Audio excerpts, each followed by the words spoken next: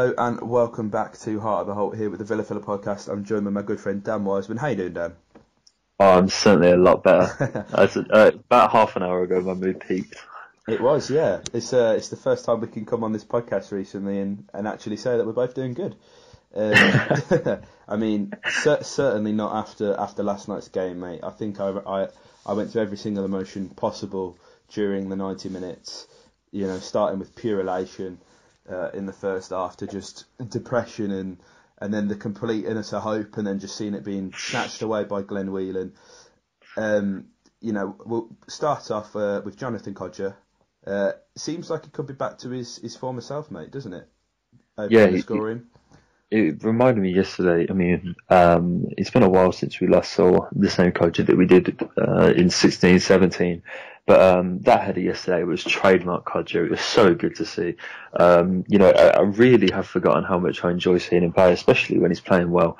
And to see him score that kind of goal was, you know, it's a big plus for him, and it's good to see him scoring, you know, like goals like we know he can. Definitely, and it's not just the goal. I think sort of off the ball, we were starting to see the flair of him come back. He did a nice little McGeady spin. And during the first half, as inept as Preston were in the first half, you know, he did play really well for the first 45 minutes, I thought. Tammy Abraham also scoring on his birthday. I mean, well, let's start with that goal because it looked like the ball was going out of play from where I was standing. The ref surprisingly let play continue, which, you know, in this league, if they're not too sure, they'll usually just give a throw in for someone else. John McGinn obviously won the ball, and Tammy came on and left it late, waited for the keeper to go down, slided it in underneath him, 2-0, and we're completely cruising, aren't we, mate?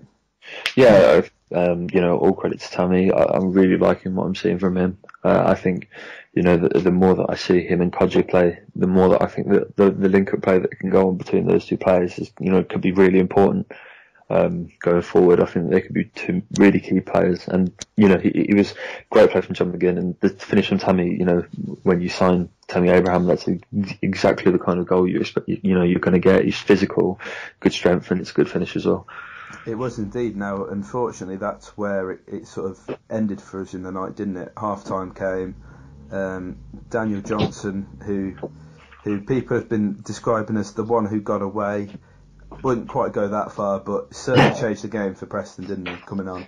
Yeah, caused massive problems, and you know, he had a big point to prove. You know, it's going to be a good feeling for him. You know, that's really going to feel sweet because, you know, he was on the fringes at Villa for a long time, and to see him and Robinson playing at Villa Park yesterday, you've got to give him credit because, you know, that he really did come on and change the game. He's a good player. We've always known that, and it must have been, you know, a good afternoon for him. Yeah, you could certainly see. I think Robinson probably enjoyed the night a bit more than Johnson did. Which, you know, they've always got to come with a point to prove, and you can't really blame them too much because for them, obviously, Preston is their focus. Obviously, Johnson then went on to score the penalty. I mean, what a shocking decision, mate! It really was. Yeah, I could not believe it because we sit in the upper north stand, and it was clear as day that Chester didn't make contact. I'd even go as far to say Bunn would have probably made the save even if Chester didn't bother to interject. And I'm hoping that that's going to get rescinded because what a shocking decision from the ref. Yeah, it really was, and it's just I mean, I know it's difficult, and one of the main things I hate doing in football is criticising referees because they do have such a tough job. Well, officials in general, you know, have such a tough job, and, you know, I really don't like giving them stick. But the standard of Championship refs in general has been, for me, one of the most frustrating things, you know, about the Championship since we got relegated. You know, it seems every game we play at home, we seem to have a dodgy ref, and it just goes to show that, you know, decisions like that, it's going to be rescinded, you know, very soon, I imagine, because it's not a red card, and, you know, but again, you know, losing Chester was so detrimental yesterday.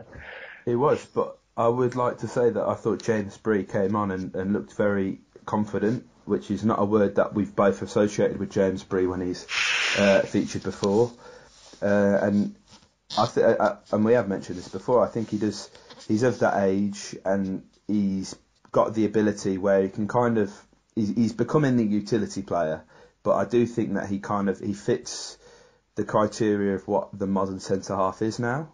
He's not necessarily the tallest, pretty quick, decent on the ball, and obviously going down to 10 men was detriment. It was horrible to see, but maybe this is the start of reigniting James Bree's Villa career.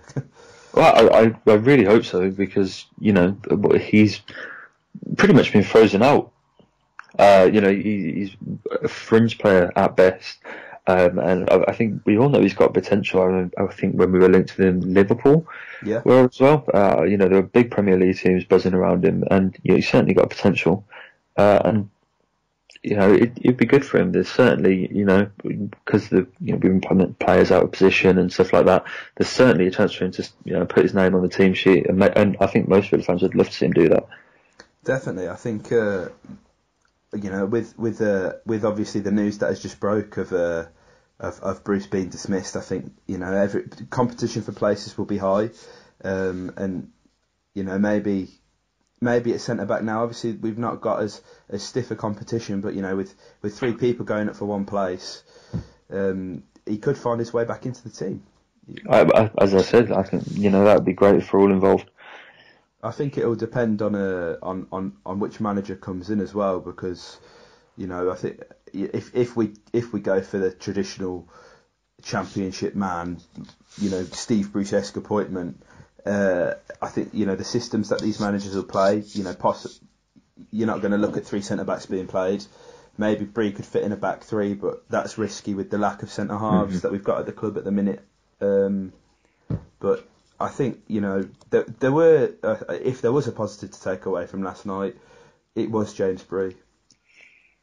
Yeah, 100%. The positives were few and far between, and so when he came on, it was good for him, and I think he's certainly going to have Villa fans talking. I think as well, last night, maybe another positive you could say Yannick Bolasie, but the one thing that straight away as soon as the team sheet came out and I saw Jack on Heart of the Holt tweet was saying that Mark Bunn was in goal, I could not believe it. No. And throughout the game, the first half, certainly me and my dad were certainly having a laugh while Bunn was in goal. Certainly seeing him rush out of goal to try and clear the ball, and it went all of 5 yards. Had me in absolute stitches. But man, this guy is. I mean, he seems like he's a nice bloke, and everyone seems to get on with him. But when Bruce has brought in two keepers in the summer, and Mark Bunn of the relegation year is still sticking around and he's in goal, that says so much about what Bruce thinks of the players he brought in. Nyland is someone he said he was after for 4 years. Yeah, I think, if the rumours were at the time, if I remember correctly, that Jorge Mendes signed Moreira and it was Bruce that signed Nyland. And I think it was arrogance in the first place, because I think Moreira was the first one to come in. Yeah. I'm correct in saying that. I think it was Bruce's arrogance coming through that he then went and signed a keeper of his own. And then now, once he benches his keeper, the fact he's then turned to Mark Bunn instead of Moreira is, it says all you need to know. And I think it's just another one of the many reasons why Bruce had to go, because I think, I really thought he was a nice guy, but the arrogance and the way that he's treated the club in the past week has really changed my opinions on Bruce, and I've actually been quite disappointed in the way that he's handled himself in the press. I think it's just another example of that shining through. Yeah, I think, we said this in the last podcast now, and it has been a while, but you said that Bruce was the humble bloke who was, really excited and relished the challenge of bringing Villa up. And that sense of humility has certainly gone now, and I don't. It's interesting actually. I saw Chris Cooper, our lecturer, tweeted about the whole Cabbage Gate last night, saying that Bruce didn't deserve it because he's an excellent man or whatever. But being a nice man doesn't get you anywhere in football. It really doesn't. Unfortunately, because as I said, if that was the case, we'd be in the Premier League. Yeah. Because he came in, and I was never a big Bruce fan to start off with. I never really felt he was going to be the man to take us up. But, you know, it was nice to see, as you said, someone come in. He was very humbled by the club, with the team very respectful and quite honoured, actually, that he was manager of Villa, which is refreshing in this day and age. But it's just gone out the window, hasn't it? And I really do. I wish him all the best for the future. But I think he's going to join another long list of Villa managers that a poor period at this club has just ruined, unfortunately. Yeah, and that list certainly is getting long, mate, and has the potential to get longer. Certainly. coming back to the game as well, and we touched on it there a bit with Mark Bunn, but how's he getting beat on his near post twice? Mate, I can't believe it. It was a terrible decision to begin with, and I mean, I think the game yesterday was a tale of two poor defences. Yeah, it really was. I think, you know, the fact that there were 6 goals flatters the attackers, quite honestly. But no, I mean, it was terrible and quite why he's even at the club, let alone in the first team, is beyond me. Yeah, and at the end there seemed to have been a bit of drama over the penalty as well. A lot of people on Twitter have been slating Grealish for not taking the penalty, which to me is completely ridiculous. Saying, oh, he's the £40 million bloke, yet he's not taking the penalty. But you know, you've got to factor in that they've played about 30 minutes with 10 men, and although a lot of them didn't do too much running, to be fair, you know, can imagine that takes a toll on them. Whelan obviously fresh legs, but then again, Bolassi's just as fresh. Looks like Whelan sort of ruled out Balassi taking it because Whelan was straight on that penalty spot. And writer and good friend of the show, Ollie Mason, how you doing, mate? Said that he heard at the end of the game when they came over to the Holt, Tammy Abraham said to Balassi, "Why the fuck did you not take it, mate?" I think that was the one thing that surprised me was I think the criticism that Jack got is unfair purely because as you said, you can watch the highlights back. And literally, as soon as the referee gives it in the background, Glenn Whelan's already got the ball in his hands. Yeah, he's getting it straight on the spot. And so, you know, Jack Grealish in that scenario, you know, if Glenn Whelan is that confident and wants to take it that badly, Jack Grealish has no right to take that penalty off him. No right. Obviously, I know he went to go on and miss it, but you know, you see so much controversy. You know, nowadays when players are taking the ball off each other to take penalties, and if you know, Whelan wanted that penalty. You know, it's a pressure penalty to be one to take. He's got every right to take it. Yeah, and I think what it boiled down to was he was the senior player on the pitch. If it wasn't for he had an ex-calf injury, I'd imagine, you know, he'd have probably played centre half and also taken the penalty. And then maybe we're looking at Bruce still being in the job. Another 2 points on the board. You know, that puts us up to 8th. But it wasn't meant to be, and I had if I'm honest, mate, we didn't deserve the penalty. We didn't, you know, because if we'd have scored it, no, absolutely, complete daylight robbery for that second half.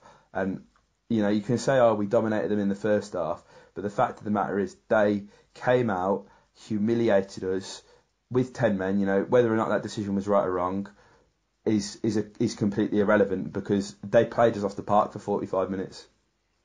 Yeah, no, mate. I mean, it's funny now that, you know, I don't think my mood, you know, surrounding a player has changed as quickly as it has around Glenn Whelan in the past 24 hours. Yeah. Last night I absolutely despised the man, but now I'm actually very grateful for what he did. No, you know, I think that game was, you know, before the game, I think it was, you could see it was just going to be a draw a mile away. You know, even when we went 2-0, how many times have we seen Villa come out first half, put a good performance in? And I don't know what Steve Bruce is saying in the dressing room about half time, but how many times have we seen Villa come out, as we were saying, and play terribly in the second half, sit back, and it plagues us so many times, especially with these, you know, the days at home, you know, those evening games with the smaller teams. We've seen it happen so many times when they come and nick a point, and you could see them a mile away. And as I said, you know, those kind of games have really been what have been the problem for Bruce. I think it's more what he doesn't say at half time, because you can imagine 2-0 down in that away dressing room. Alex Neil is absolutely rollicking them lads. You know that, and we've known forever that we have poor second halves under Bruce, and thankfully that's in the past. And this game is going to be one of them ones that that Villa fans will remember now for years to come. Because it's, first of all, it's not often that we score more than 2 goals at home. And second of all, obviously, that penalty miss from Whelan. But it's all in the past, mate. Now, there's been no official statement from the club saying that Bruce has been sacked. It's all coming from Sky sources. But I think it's been announced 5 minutes ago. Oh, what, by the club? We had the corner flag of doom. And actually, I think that's one of the most. It's not a corner flag. What? It's a club statement. Disappointing that. Yeah. We need to rehire him and do this properly. Do it all over again. Yeah, we've got to do this right, boys. Come on. So, at least we know. I think part of the whole as well. In this, I haven't actually read the statement yet, but Steve Bruce, Colin Cordwood, Steve Agnew, Stephen Clements, and Gary Walsh have all left. So. Oh my God. I mean, to be honest, a few weeks ago, I said it to you, them sacking a few of the backroom staff, for me, was completely a warning shot. And now they've gone in for the kill, and I don't know how to feel, if I'm honest, mate. I'm happy, I'm relieved, but if I'm honest, I'm still not over last night. No, 100%, and it's gone on far too long. Yeah, far too long. This is, we've been knowing Bruce wasn't the man. I mean, before the season, it should have happened. Yeah, 100%. I know the fan base was a lot more divided last night, but it should have happened before the season, because I think that one of the things that annoys me most is I can't understand people giving Steve Bruce credit for getting us to the playoff final, let alone losing it, because this comes back to this whole, and thereabouts has become, a point of well, it's become sort of a meme now, I suppose, hasn't it? And it's been, a lot of gesture has been themed around that. But the thing is that we never should have been there or thereabouts in the first place. We should have been automatically promoted. 100%. Yeah, the thereabouts, when he first came in and he said that, really worried me, if anything. Yeah. Because that's not what we should have been aiming for. With the squad that we have, we should have been promoted in the top 2. And it pains me now to see Cardiff and how poor they are in the Premier League and the team that they have, because that should have been us 100%. And so the playoff final, we shouldn't have been there in the first place, and losing it. And that was a failure there and then. And obviously, I know he did very well against personal circumstances last season, Steve Bruce. But as you said earlier, being a nice guy and, unfortunately, there's no time for emotions in football, and if sympathy came into play and being a nice guy did, then as I said, I'd have Steve Bruce would still be our manager, but it's a cruel world of football, and he had to go. It is, and just following from that statement that Jack's tweeted from the account, Kevin McDonald will be taking control of the lads for Millwall. He's someone who knows the club very well. I quite like Kevin McDonald. I've spoken to him once or twice, and he's comes across as a nice guy. Obviously, there was then bullying allegations, which, I mean, if he can scare the lads into 3 points, then I'll take that. I'm all for it. I'm all for it, mate. I think, obviously can't speak too much on them bullying allegations, as it is. It was with what are considered in the eyes of the law as children, but I think they've got the plan. Personally, I think they've got someone ready. They've got someone lined up, and there's been a few names that have been, on the bookies and in and around, and Ryan has put together an article with his quote unquote shortlist of people. Obviously, I think the main one for most people is Dean Smith, isn't it, mate? Yeah, I think. But the one thing that gives me hope is, obviously, I think, when they had the meeting with Bruce in the summer, they would have been prepared for, route A or route B. That they would, I can't imagine they were going to come in and decided straight away that they were going to keep him. So I think they'll, perhaps have drafted a list of candidates from then. Yeah. And I think, a lot of situations, I've seen the same names buzzing around. Dean Smith was a man from the summer. Obviously, Thierry Henry, I've seen the bookies. And so I think, any of those managers, the kind of young managers with, a lot to prove, play attacking football.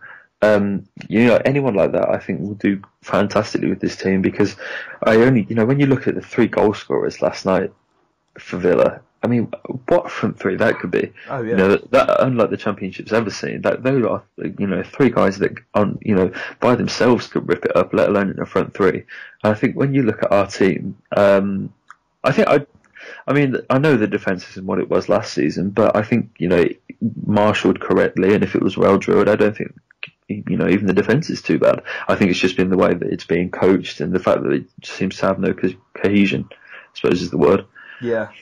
One that I sort of probably going a few years back now, Brendan Rodgers.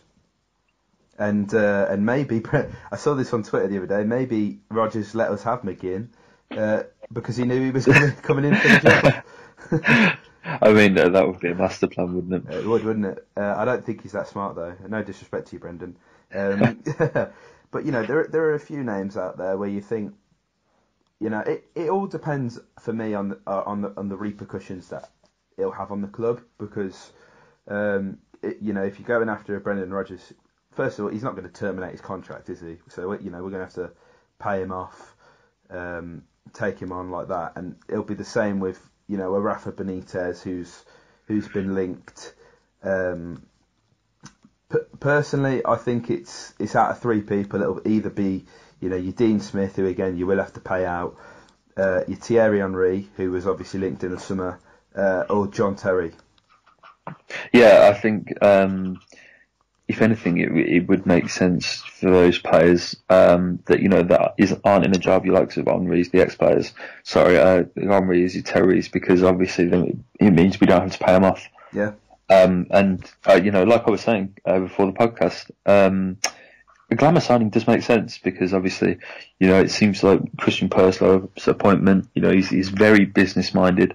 And sponsorship deals have certainly been, his way of generating revenue, at Liverpool and Chelsea. So it seems like he's going to be doing, trying to collate some big sponsorship deals before January. And, if we get a big money, because look at the spotlight that's been put on Rangers and Derby since Lampard and Gerrard took over. There's a huge interest in those 2 clubs now.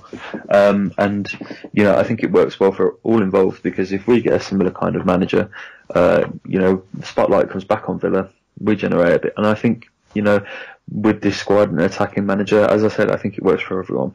Definitely, and I like where you're going down with that route, mate, with the sort of the business side, because I think, that is obviously something we've got to consider, generating money, because I genuinely think that that we are willing to take the hit on FFP. I think this season's a write-off. If we can somehow manage to get there or thereabouts, I don't see a reason why there wouldn't be. But we are 11 games in. We're on 15 points. Leeds are only on 22. That isn't a big gap. But it's not impossible, but it would take some doing, I think, wouldn't it? Yeah, and I've said this a lot. I genuinely think on our day with the right manager, we would absolutely turn over Leeds. Because if you look at the quality of players they've got, and then look at ours, and Bielsa's got them firing. But I think they won last night, but a draw and a loss and a win in the last 3 isn't fantastic form. Really? No, we all know how competitive the Championship is, and the fact that we've you got teams like us still floating around the mid-table, it's just another team that we can add to the mix. And I still think I would go as far as to say I think our squad this season is almost certainly on par with how good our squad was last season. 100%. We've certainly got a lot more options going forward. I think we do miss a John Terry, but he's the only player from last season's 11 that I think I'd put into this team. Yeah. Because I like Nyland. Obviously, Sam Johnson's got a claim there, but I think as we said this last week, a goalkeeper is only as good as the defence in front of him. Yeah. We can't judge Nyland yet, I don't feel, until we get a new manager and we're properly solid, because, I think, we've had 3 goalkeepers so far in this season, and, not one of them has put in a comfortable performance. Moreira against Yeovil looked shaky. Mark Bunn certainly looked shaky last night, and so I think we've got to give Nyland time. And as it all comes back, I think we've got some really good players in this team, and Nyland's just a perfect example. Of one. I don't think we've seen the best of anyone yet. No, not at all. And when Bruce is, but he's brought Balassi in, obviously, yet to start a game, but coming off the bench, he's scored 2 now. So impact sub, and he's probably only played about 120 minutes. Yeah, I think the fact that El Ghazi is on the bench again is just another one that, there's so much potential to this team. I mean, I don't know about your view, but I've personally been really impressed with El Ghazi since he joined. I think he's a great little player. I think he's technically really sound. And I can't wait to see more of him. And like I was saying, he's just another one of the players that are far from unlocking their full potential at Villa. And with the right manager, if we can get this team firing, I see no reason why we can't be there or thereabouts. I do think there's more to come from El Ghazi. I think his first game when he started, was it Wigan? No, it was. How have I forgotten this? The one where we gave away the penalty and drew. Mate, I'm an awful podcast I completely host. Understand your confusion because I think we've seen that game could have been any game over the last few seasons, couldn't it? It could have. Oh, was it? This is really annoying me. It wasn't Brentford, was it? Was Brentford? No, Reading. That's it. Reading, that's there the we go. God, I'm an awful host. I think I'm certainly an awful host because I didn't know either, so it's all right. You saved the day, mate. It's all right. But yeah, even then, he showed glimpses. There were 1 or 2 chances where we probably should have squared it off, but it comes with time. To a certain extent, you've got to believe what Bruce said about some of the players needing to gel. A few of them realistically would, but I'm sure with time we've got a fantastic squad, mate. We really do. I can't believe how disgustingly good our squad is, and we're still, in this sort of position where we're struggling.